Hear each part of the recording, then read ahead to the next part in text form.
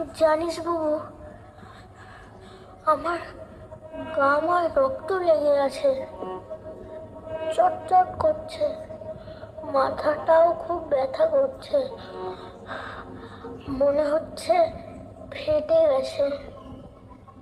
বাবা ডাকছে, মা ডাকছে,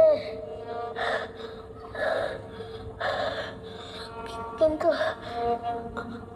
আমি উঠতে পারছি না। আমার বড্ড কষ্ট হচ্ছে রে। এতে রুকু। আমার বুকের ভেতরটা ধক করে উঠলো। চিঠিটা আবার পড়লাম, তারপর আরো একবার। হাত কাঁপছে। এটা কোনো শিশুর লেখা হতে পারে না। কেউ রসিকতা করছে, আমার সাথে কেউ অসুস্থ রসিকতা করছে। আমি কোনো মতে উঠে দাঁড়ালাম।